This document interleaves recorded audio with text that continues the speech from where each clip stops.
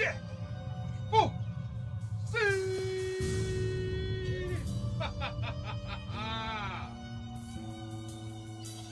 The afternoon is here, yo. Sit back, crack open that Raz Energy drink, REEPenergy.com. You got Mike LeBlanc, Michael Buckheister, Mike Stotts. Normally stupid. But today, we always got to ask you one simple question. Are you ready for it?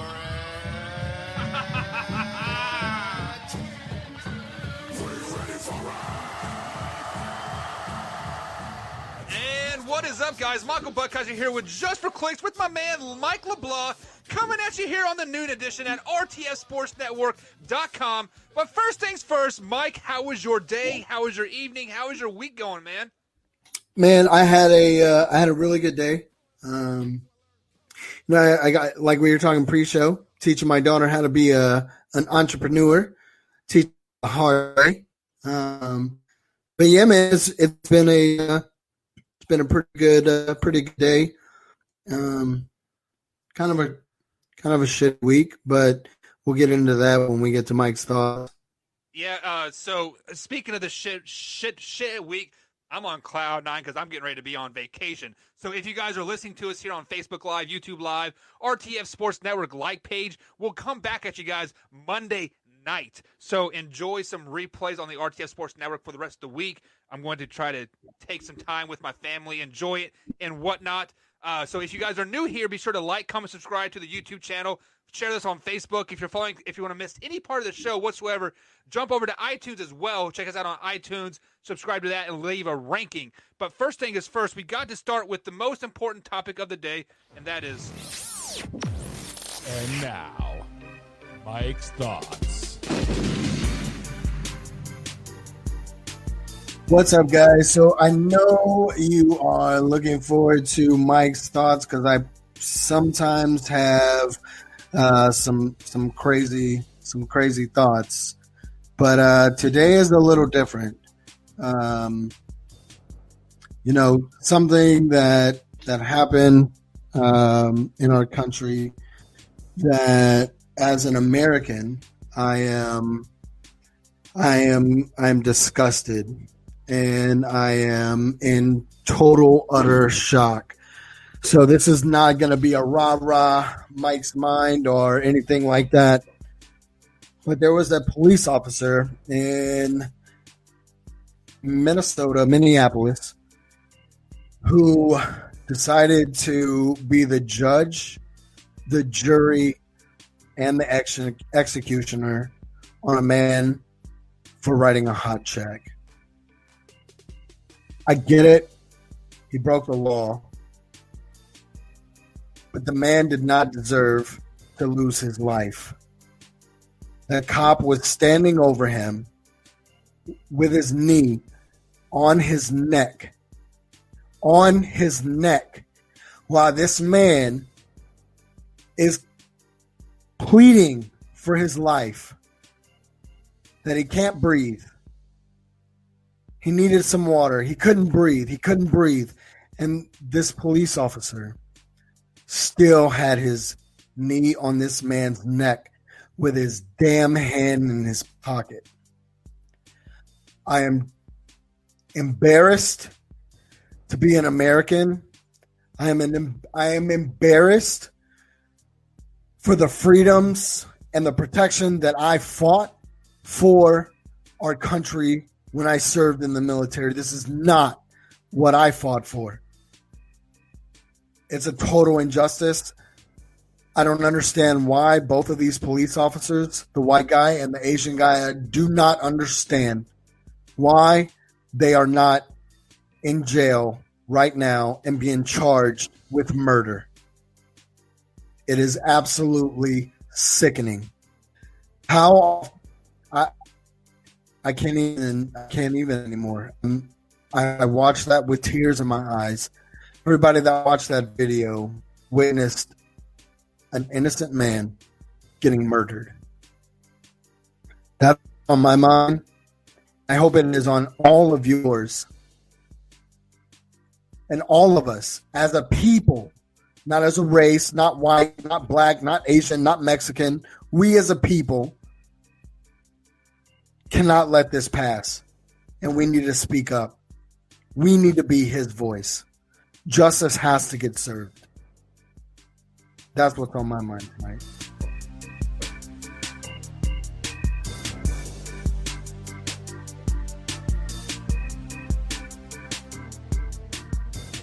And from one white man to another white man, Mike, we will never understand what it's like to be black whatsoever. And like, I couldn't agree more with you. I was trying to not to watch the video, to be totally honest, because I heard and seen such horrible things of that video. But while I took my dog to the vet this afternoon, I was strolling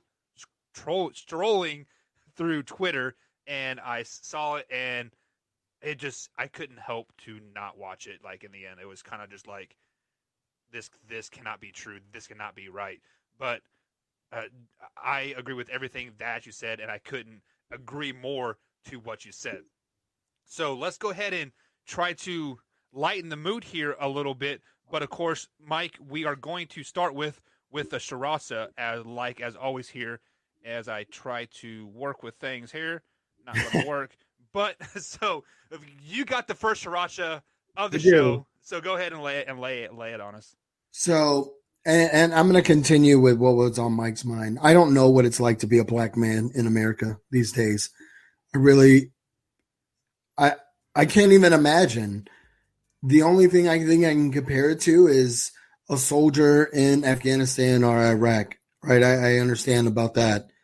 But, man, to be a black man in America has to be the hardest thing. We recently just had 2 police officers that got convicted of murder, but how many have just been fired or been put on administrative leave or been put on suspension with pay? When is enough enough? It has to be enough, and it has to stop. It has to stop. Yeah, you are 100% correct. I am going to go sports related on my Sriracha here, trying to lighten the mood up, here a little bit. And we are not the 4th best show on the RTF network there, Mike. We're number 1, son. We are the best show on RTF network. We are still working at our kinks a little bit. You guys better damn sure watch out once the kinks are worked out with Mike and Mike. But my Sriracha is Damian Lillard and the Portland Trail Blazers. Actually, it is with the NBA as a whole. As you guys know, the NBA says they're going to come out, I believe it was June 23rd, and start this March Madness type of basketball tournament type of thing. And pro players are saying, hey, if my team doesn't have a chance to make the playoffs, why the hell should I play a game? And I could not agree more with you whatsoever. What's the point? Why do you want to risk rupturing an Achilles heel? We've seen 2 big stars rupture Achilles heels in the last couple seasons. Damian Lillard, you could be next. You are smart for sitting out the season. You have a big deal heading your way, even bigger deal. One of the rising stars in the NBA right now, and do it. I don't care. I mean, the NBA is pretty much trash anyways. I mean, they should be starting the finals anyways, so to scrap the season anyways. Do we really need a 2020 championship? I mean, look at college basketball. There technically isn't a 2013 NCAA tournament because Louisville hired some strippers to police some kids. But, hey, so technically there's no 2013 college championship, so why does there need to be a 2020 NBA championship? You know what? I've got a Sriracha for you. I've got one for you. All right. So ESPN came out today and said that I cannot believe the stupidity of ESPN. And I almost want to say they're just trying to stroke Tom Brady's ego. But they came out and said, going into 2020, Mike Evans and Chris Godwin are the best wide receiver duo in football. They didn't. They did. They did. How? Why? Because of Tom Brady? if that is your reasoning, you are sadly mistaken. There are way better wide receiver duos. Hell, even with Dak Prescott at the helm, Amari Cooper and Michael Gallup are a better wide receiver duo for the Cowboys than Mike Evans and Chris Godwin. I'm sorry. I mean, I did a poll, or I did a visual on our Facebook, and I had Tom Brady in the top 5 quarterback class going into 2020, but I don't think he can make Mike Evans and Godwin the best duo in the NFL. No. Shoot. We should do a graphic on that. Who is the We should. overrated wide receiver duo in the NFL? And Mike Evans and Godwin would be up. Don't get me wrong. I understand where they're coming from, right? Because Tom Brady, I'm not going to say Tom Brady made those receivers in the Patriots. No, say it. Tom Brady made the receivers. No. Bill Belichick put them in the right situations. But okay. Tom Brady does. Any coach can put somebody in the right position. I put my players in position to do right every game. But So I'm you're not saying, out there, wait. Go over that Because way, the buddy. Patriots, besides Randy Moss, the Patriots and Edelman, that's it. I mean, they really didn't have a bunch of like high-profile wide receivers. So you're I saying, wouldn't say Edelman was a high profile. yeah. So you're saying Tom Brady makes those people better, like. Tom Brady made Julian Edelman. Tom Brady made Wes Welker. Tom Brady made Gronk. I want to even go out and say that Tom Brady made Gronk as well. And I wouldn't say that. Gronk is an animal. Gronk is. He would not be as Man. effective if he wasn't in the quarterback system that the Patriots have. You're crazy. We will see in Tampa Bay. Yeah, we're gonna see Gronk, an amazing tight end. Gronk can go to any team and be a very good tight end for anybody. He can be very good, but he's not going to be the best. No, he'll be elite too. Is Gronk Gronkowski, and he's arguably maybe one of the best tight ends of You all want me to time. hit that dump button on your mic right there. Just dump you out because you are talking out of your mouth right now. No, son, no. Gronk can block. He can go to those 5-yard outs and ins and curls, but he can also go for those deep routes. He can dude, Gronk is the man. Jameson, welcome to the live feed here, and we're not saying that Mike Evans and Chris Godwin are not bad receivers. I'm not saying that whatsoever. No. I would put them probably in in the top 10, top 2. The top 10 receivers in the NFL with what I'm trying to say here, but I'm not saying they're the best duo out there. There is no freaking way. No. You can probably name 6 duos better than them right now. Well, I'm not going that far. I'm going to say 3 duos for sure. So, but one last sriracha before we head to break. Packers running back Jones is wanting a bigger contract deal. We're getting ready to debate this in a little bit, but he is wanting Christian McCaffrey type of money, like a 4-year, $64 million. He basically wants $10 to $16 million a season. Man, get out of here with this crap. You're making $2 million to run the rock. Fucking just do it. God, those athletes are burning me inside. I want $210 billion, right? Like, come on, man. Come on. Pretty soon we're going to hear Dak Prescott ask for Amazon money. Yeah, whatever. I need to be Jeff Bezos. Guys, we're going to take a quick break here. Join us on the other side of the break. We're going to debate, are running backs really worth the money? Is it a Dak or a Zeke versus Christian McCaffrey type of night? Or what exactly is going on? So join us after the break. Stay tuned. We'll be right back.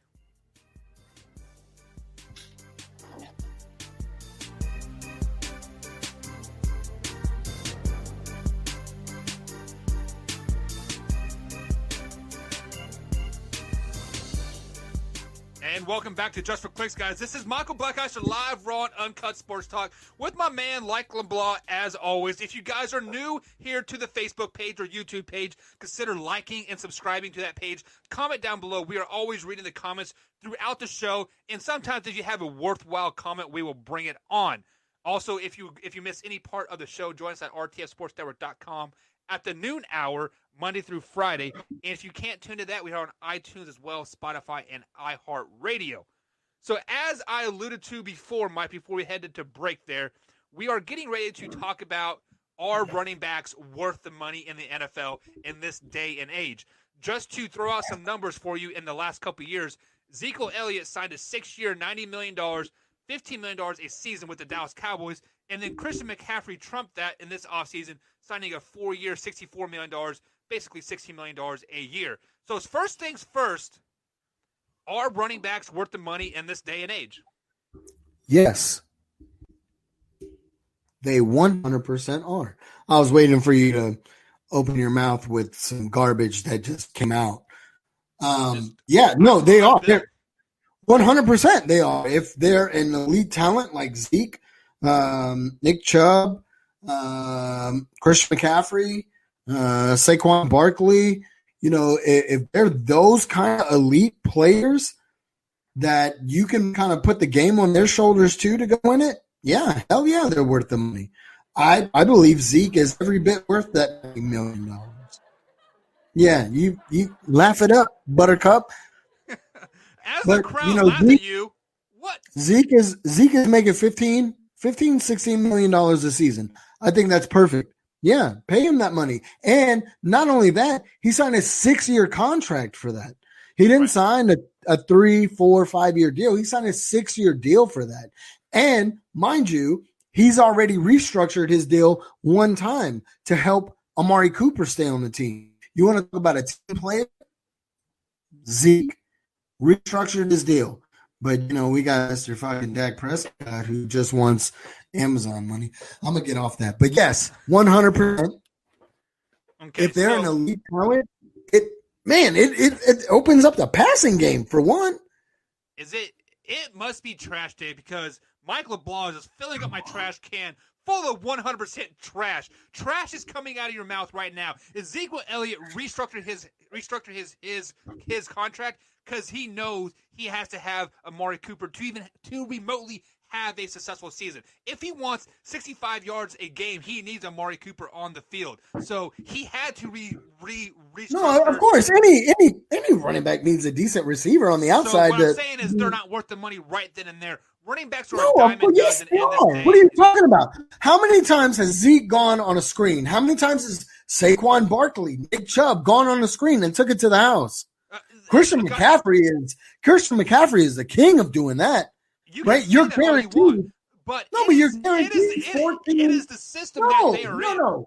You're guaranteed 14 points a game with those guys. Okay, with that kind of talent, you need 28 to win when your defense sucks because you're paying a running back $90 million. How are you going to pay anybody else on the team?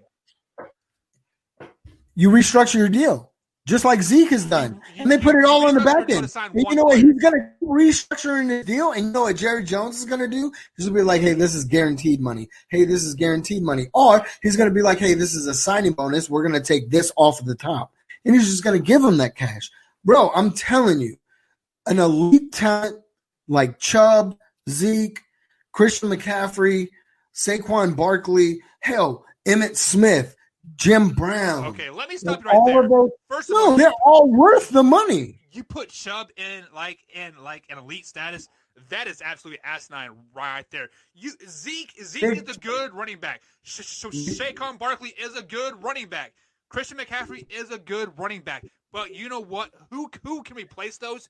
2 running backs with half that cost. They can sign rookie running backs for like $6 million. 2 of them to take up those running backs. Zeke and Christian McCaffrey. No, those running backs don't see the field like these guys. They don't have that elusiveness. They don't have that football IQ like these guys do. Have you ever seen Saquon Barkley run the ball? I've seen him get into tackle his vision a lot. But his vision, his vision is nice. Christian McCaffrey has. This is pretty nice. He has 2 linebackers right there. Get the hell out of here. Christian McCaffrey, even his vision is phenomenal. You can't teach that shit. You can't coach it. So yes, those players, those elite players at the running back position, 100% deserve that money. I will give you the football IQ, the vision and the elusiveness and just the overall football IQ. I will give you that. That might be worth a little bit of money, but let's be honest. Running backs last in the league for what, 4 years tops? Yeah, exactly. So pay them because they're, you know what? On the offense, your running back is taking the bulk of the load. Let me pay them for 4 years so my team sucks for 4 years because I can't sign anybody else, right? Well, I mean, are you saying Zeke sucks? Because they've got Zeke for 6 years. I'm not saying Zeke sucks, but Zeke is not as elite as you think he is, not without Amari You are Cooper. crazy. You are crazy. You are crazy. Zeke alone cannot carry that Dallas Cowboys team to the Super Bowl. He needs Amari Cooper. He needs CeeDee Lamb.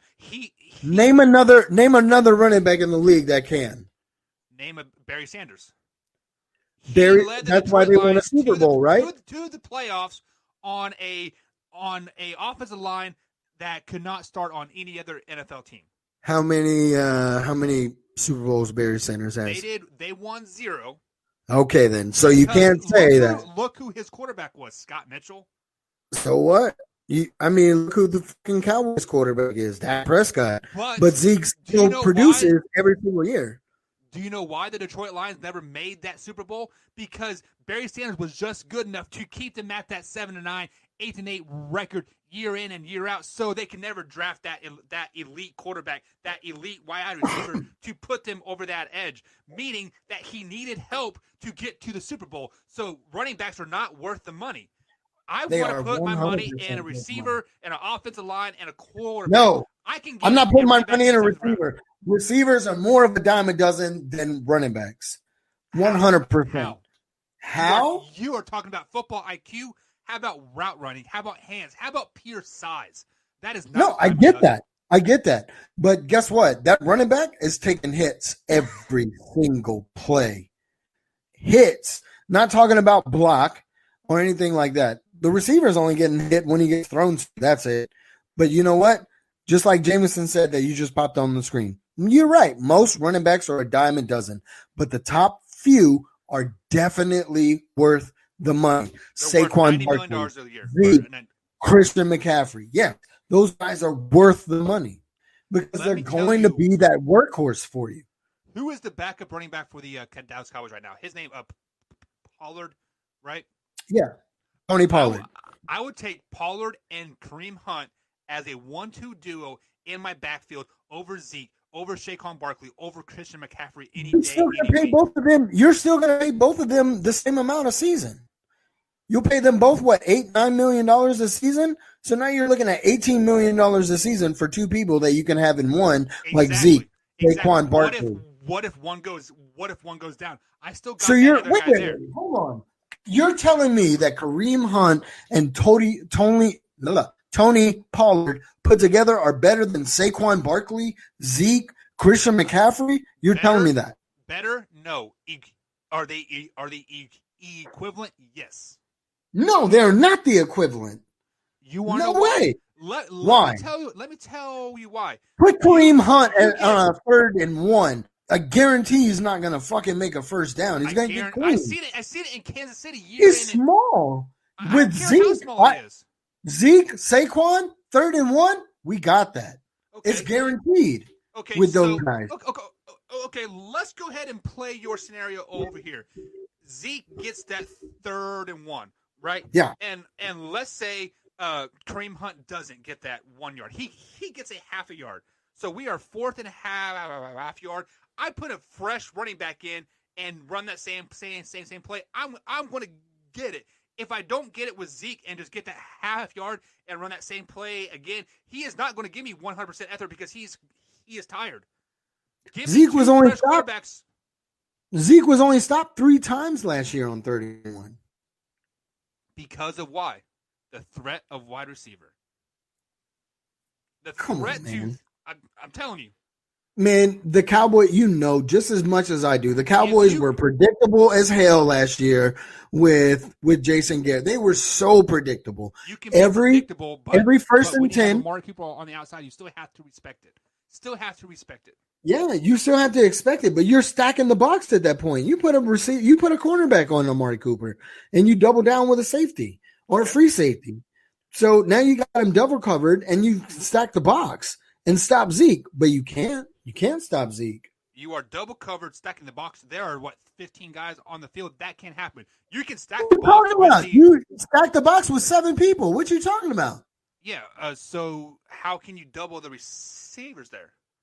There's We're only gonna have 7 people. Amari Cooper on the other side. We're gonna have CeeDee Lamb on the other side. You're still gonna have 3 wide receivers. Yeah, now we're talking about this season, with CeeDee Lamb. But Okay, last season, all they had to worry about was Amari Cooper. So you double down with a cornerback and a safety. You still got the other side covered because 9 times out of 10, if you're running the ball, you've got somebody in at tight end, and you only have 2 wide receivers on the field. Or maybe you run a double tight end set, and then now you only have 1 receiver on the field that you have to worry about. And when they did that every single time, when you got a double tight end, you know for a fact it's either going to be a wide receiver screen or it's going to be a run. And that is not 100% true because if you look at the Dallas Cowboys 3rd and 1s, I remember 2 of them very distinctly here. They had Amari Cooper one-on-one with no safety over the top. If they run a RPO on that whatsoever, Amari Cooper is burning that guy 100% of the time. That's a dumbass of a defensive coach. Dumbass coach. Yeah, I mean, I know I'm not a defensive coach, but that's a dumb bonehead move on defense. I mean, I'm not saying anything, but I play Madden. You are saying that it is predictable. So why not put 10 guys in the box when they have 3 tight ends and 1 receiver? I want to single him up one-on-one.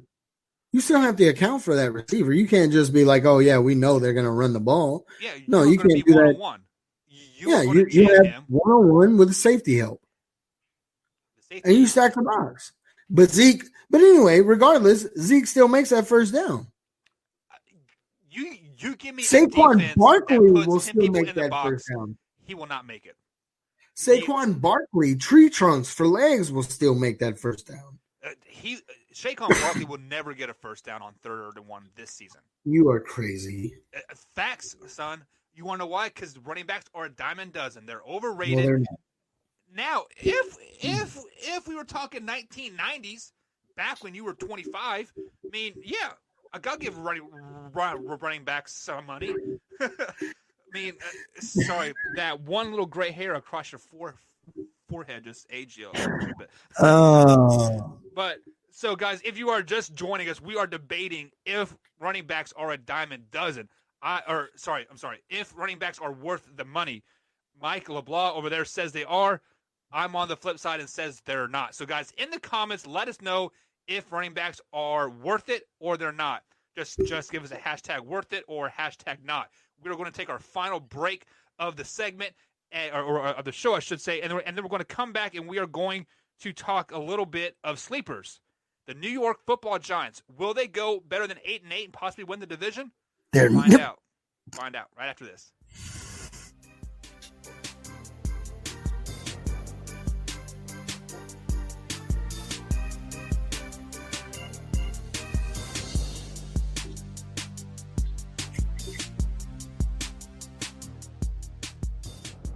And welcome back to Just for Clicks, guys. Michael Buckheisen here with the live, raw, uncut sports talk with my man Mike LeBlanc. And Mike, that was fun. We had a nice little debate. And guys, we do that each and every show. If you guys want us to debate a topic, just go ahead and message us on Facebook. Hit us up on Twitter. I'm at mbuck41 on the old Twitter machine. Yeah, message me on Facebook. Let us know what y'all want. We're here to give to the people. I mean, even if me and Mike agree on something, I will let him know how wrong he is for being right. So everybody knows, Mike, that I'm the one that's right. You're the one that's wrong, that just spews garbage out of his mouth. Well, because I just took the trash out because it is trash day apparently. So, Mike, we are going to talk the New York Football Giants. If you guys are following us on Facebook, I made a little post and I said the New York Giants are possibly one of the sleepers of the NFL. I also had the Arizona Cardinals on there. How can you say they're one of the sleepers? Did you smoke some crack today? I just looked at their draft. They went offensive line to protect Daniel Jones and maybe give Saquon Barkley a chance to run the ball, earn his money because he's worth it, right? And then they also went linebacker and cornerback on the defensive side. I mean, they drafted 4 linebackers and a cornerback. or two cornerbacks and a safety. So they basically have a rookie defense on that side of the ball. Pretty exciting. Daniel Jones in the first 3 weeks is going to throw 9 interceptions, and in comes Colt McCoy. In comes Colt McCoy. Sheesh. Flashback to what? When was Colt McCoy at Texas? What was that, like 2008, 2009? Yeah, Something yeah, like that? yeah. Hey, he was a damn good college quarterback. I'll give him He, that. he really was, man. You know what really pisses me off about Colt McCoy, though? What's that? When we were playing against Alabama in the national championship, he hurt his shoulder. He went in halftime and just laid down because he wanted to protect his NFL career. Like, man, I get it, but that says something about you as a man. You just Does go it? in there and lay down. Did you not listen to my sriracha? Damian Lillard is sitting out his NBA season because he doesn't want to get injured.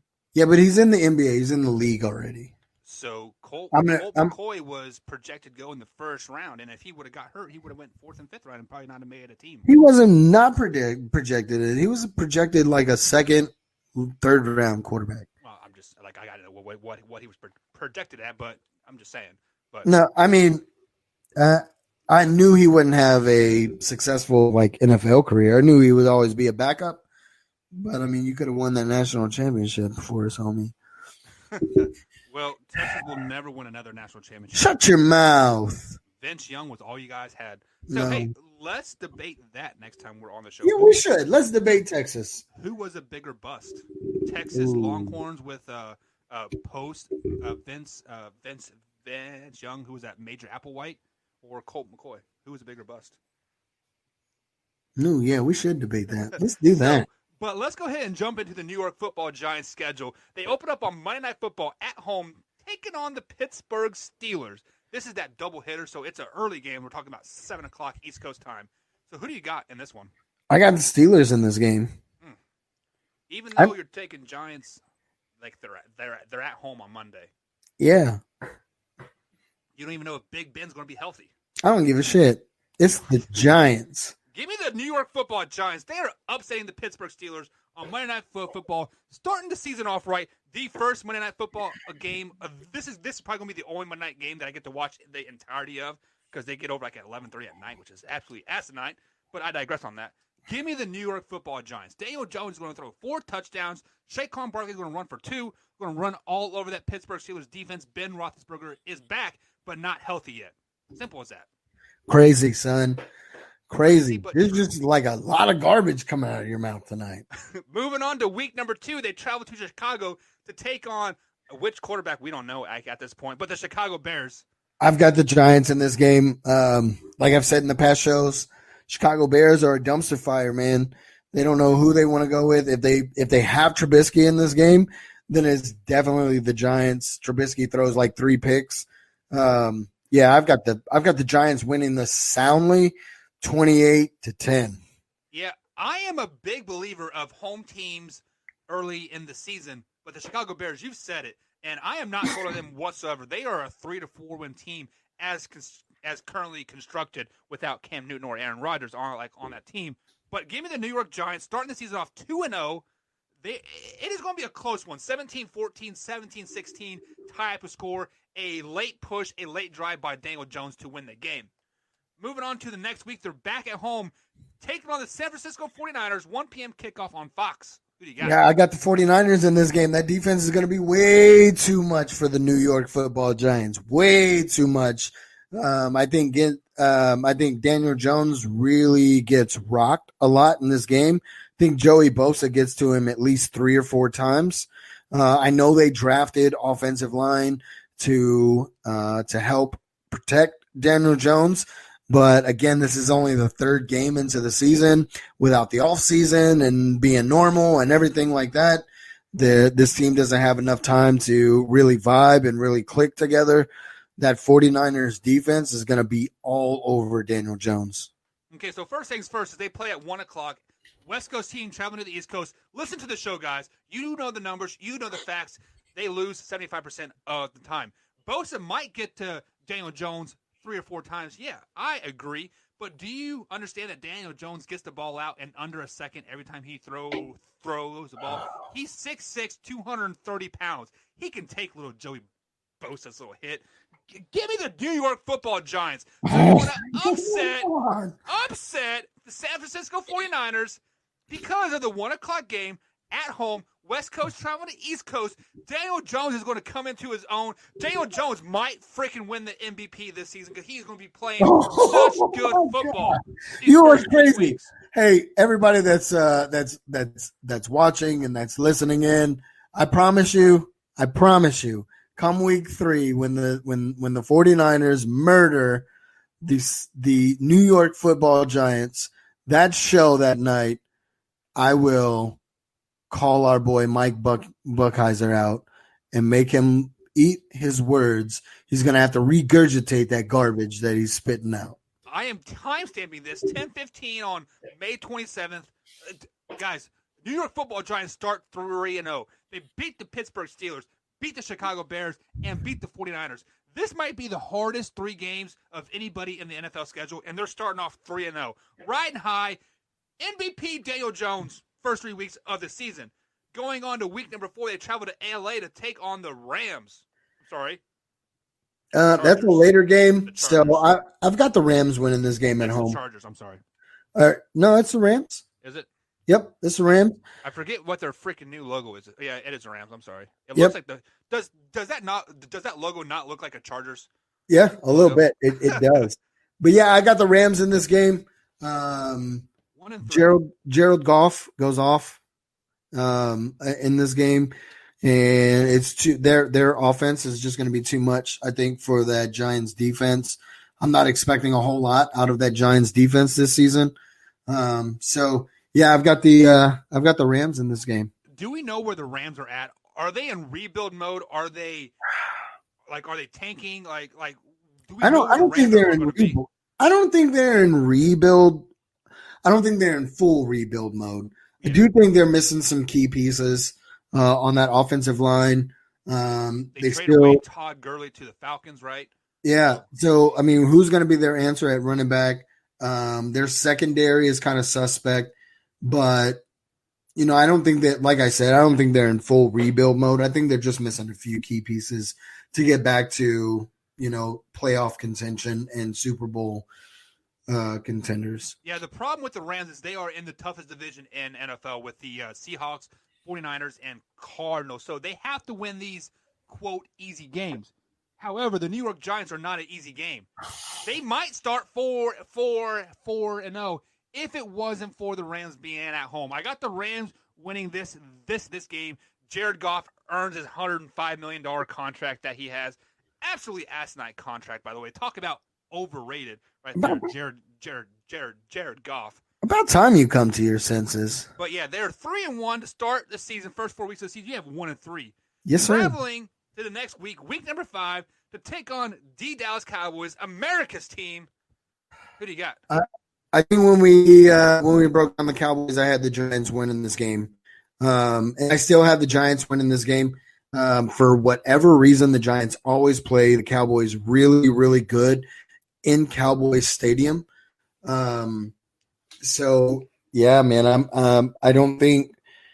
I think this is one of the games, especially with being a division rivalry for the Cowboys. I think this is the game where everybody really starts calling for Dak Prescott's head, and Red Rocket is right there waiting.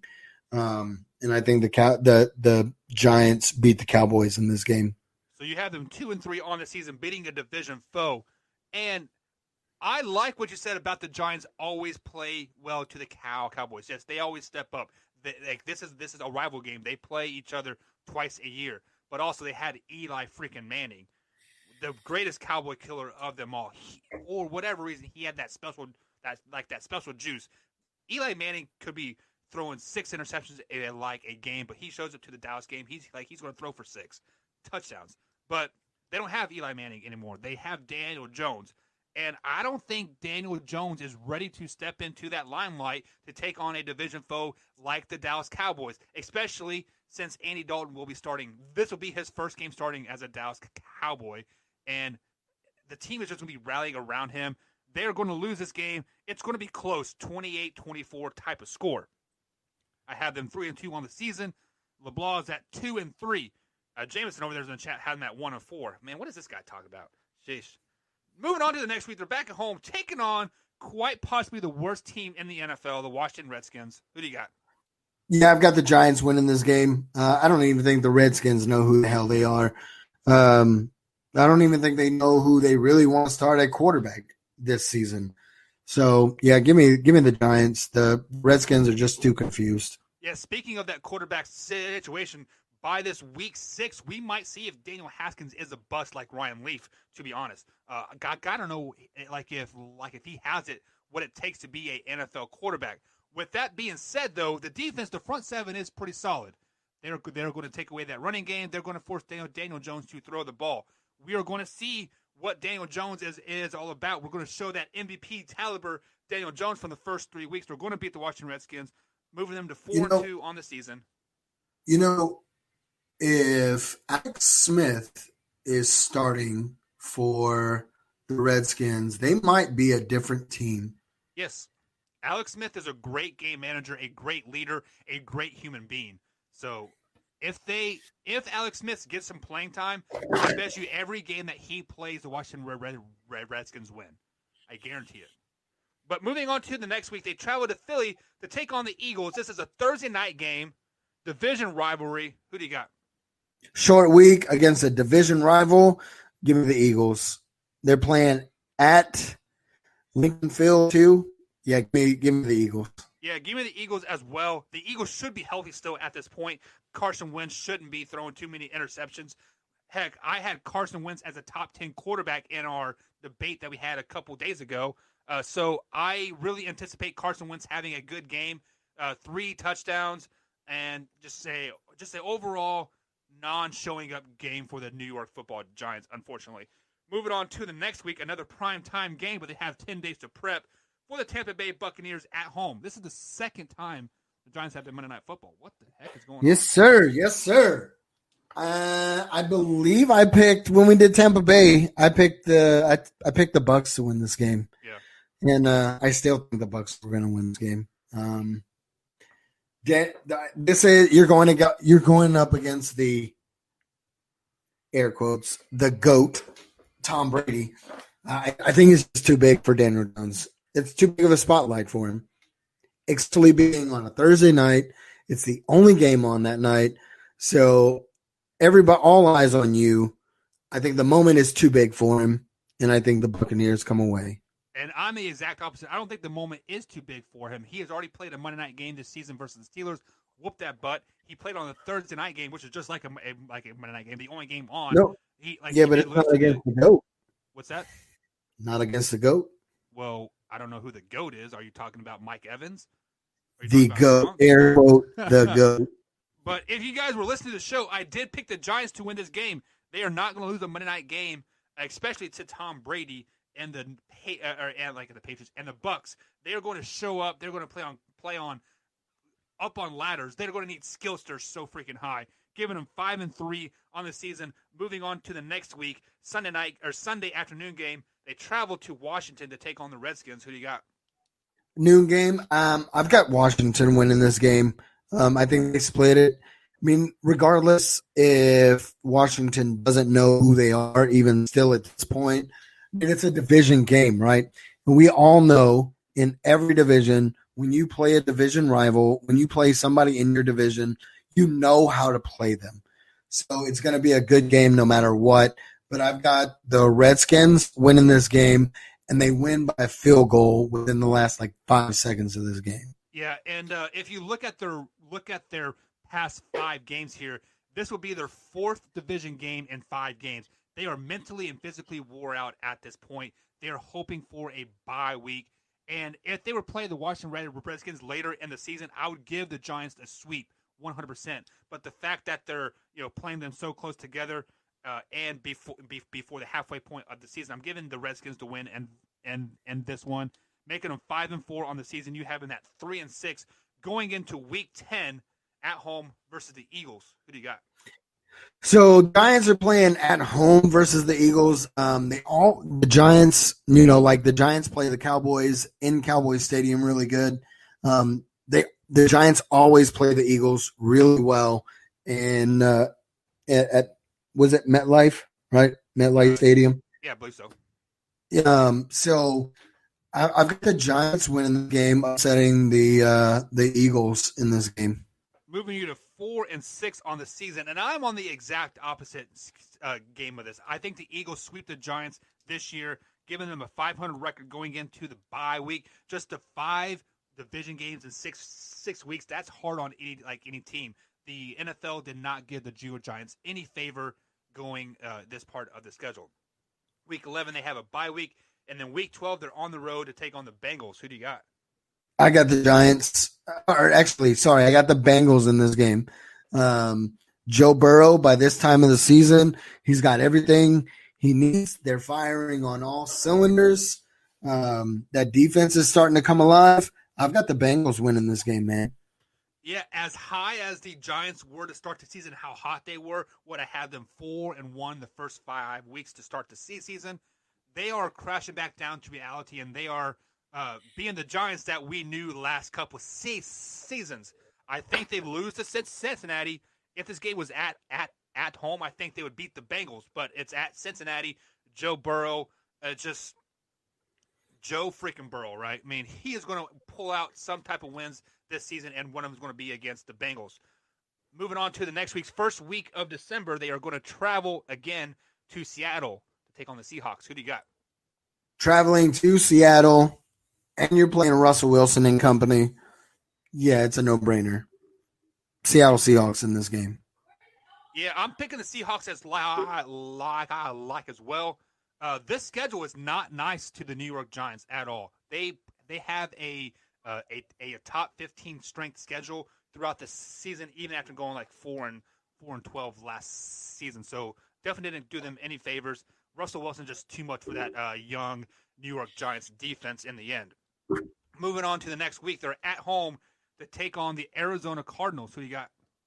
I've got the Cardinals winning this game. Kyler Murray has a damn good game this one. I think this is one of the games where he uses his legs quite a bit, and he rushes for like 100 yards, and he throws for 200 yards and 2 touchdowns and rushes for 1. I think Kyler Murray really shows his ass in this game. I think Kyler Murray really shows his ass by flopping on his butt in the snow. No. It is mid-December in New York, and they're from Arizona. Who wants to go to New York when you're from the South, especially in December? Absolutely nobody. Kyler Murray's small hands, his short stature, hell, the snow might be taller than Kyler Murray come this game. Give me 6'6" Daniel Jones in the snow. He is going to throw the ball all over the field on the Arizona defense, making them 6-7 on the season. Mike, you have them at 4-9. Going into week number 15, they're at home taking on the Cleveland Browns. Who do you got? I go back and forth with this game because with Baker Mayfield, it's either he's all the way there or he's not.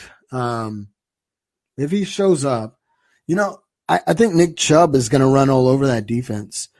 I've got the Cleveland. Give me the Cleveland Browns in this game. Giving you 4-10 on the season so far. I've been going back and forth on this game as well. Looking at the Cleveland Browns schedule, I think they're going to be like the Las Vegas Raiders. They're either going to be really freaking good, 13-3, or really freaking bad, 3-13. I don't think there's no mediocrity point for them this season. And unfortunately, I think the Browns are going to be fairly good. So I have the Browns going into MetLife Stadium, beating the Giants 17-14, making them 6-8 on the season on Michael Buckheischer's side. Moving on to the last weekend of December, traveling to Baltimore to take on the Ravens. Who you got? That's not even a question. Lamar Jackson single-handedly can beat the Giants. You know why? Because he's a freaking elite quarterback, and he's not a running back that's a quarterback, Mike. That's why. Guys, stay tuned. He goes off in this game. He goes off on this game, man. 100 yards rushing, 250 yards passing, 3 passing touchdowns, 1 rushing touchdown. Lamar Jackson gets it done. And not only that, the Ravens are playing at home. at home, they are going to wax the floor with the Giants. It all Look for this depends. to be a high scoring game, like 30 something to like 10 or 14. It all depends on how the Ravens are doing throughout the season this year. Are they 14-1 at this point, or sorry, are they 13-1 at this point? 12-2 maybe. Do they have first seed locked up like they did like this last season, like the last 2 weeks of the season? I'm not for sure. Have we broke down the Ravens? I can't remember for sure. But No, I do have the Ravens winning this game because Lamar Jackson is a good quarterback in the months of September, October, November, and December. And this game is December 27th, which means it is in the month of December, so he will be a good quarterback still, right? There you go. You picking up what I'm putting down. Give me the Baltimore Ravens. They do win this game 28-7. Saquon Barkley breaks a long run at the very end of the game to get them off that goose egg. Moving on to the last game of the season, January 3rd at home versus America's team, Dallas Cowboys. Yeah, give me the Cowboys. By this time, Red Rocket is firing on all cylinders. He's acclimated to that offense. He's acclimated to Mike McCarthy's system. I do think the Cowboys missed the playoffs, but with the Red Rocket plan, it gives them a lot to look forward to in the 21 season. I think this is a hands down win by the Cowboys. It's just playing for pride at this point between two teams, and the Cowboys take this game. Did I hear you right? The Cowboys are missing the playoffs? Yeah, Cowboys. You are absolutely wrong, Mike LeBlanc. Nah, Cowboys go 8-8, 7-9 this season, man. They go 9-7 and win the division, but the Giants do win this game because the Cowboys already have the division locked up. They already have 4 seed locked up. There is no way they can move up or move down. They played Dak Prescott in this game because they don't want to get Andy Dalton hurt moving into the playoffs. So give me the Giants in this final game of the season because the Cowboys don't play anybody. Zeke doesn't play. Amari Cooper doesn't play. CeeDee Lamb doesn't play. The only starter that plays is Van Der Esch. Only one. So I think they're just playing for pride at that point. Eagles are going to win this division this year, sadly. Well, much as it pains me to say, it hurts. I'm hurt. As of right now, I have the New York Giants going 7-9, and you have them going 4-12. Guys, in the comments, let us know which one is more realistic. I mean, because I think the Giants are going to be a sleeper team. Does that mean they're going to make the playoffs? No, it doesn't mean they're going to make the playoffs, but it means they're going to get more than 4 wins. People are going to be sleeping on them, and they're going to come up and bite them in the butt. Giving them 7-9. I mean, that is a pretty respectable season there at 7-9. If you were a respectable team, that would be a respectable, but they're not a respectable team. So 4-12 seems more realistic. So look, like now, since we broke down the schedule here, that second quarter part, or like the second part of the season there, when they play the Cowboys and then the Redskins and then the Eagles and the Bucks and then the Redskins again, I mean, that is a tough part of their schedule. I mean, they're playing potentially 1, 2, 3, 4, 5 playoff teams and a 6 span. After their bye? No, before their bye. They've got the Steelers, who's a playoff team, 49ers, who are a playoff team, Rams, possibly a playoff team, the Eagles, a playoff team, Buccaneers, a playoff team, Seahawks are definitely a playoff team, Arizona Cardinals could be a playoff team. Yeah. I mean, yeah, they do. The only playoff team, the only non-playoff teams on their schedule are the Cowboys, the Bengals, the Redskins, and the Bears.